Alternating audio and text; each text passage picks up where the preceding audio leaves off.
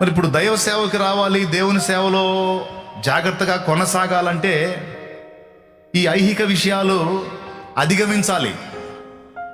వాటిల్లో టెంప్టేషన్ గురై బలహీన పడితే సాక్ష్యం పోయిందంటే వాడు సేవ చేయలేడు.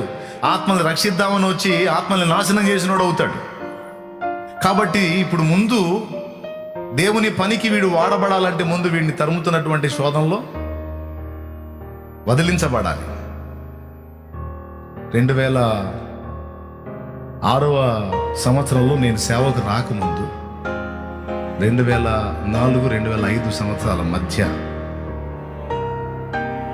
ప్రత్యేకంగా ప్రార్థనలో ఉన్నాను నేను.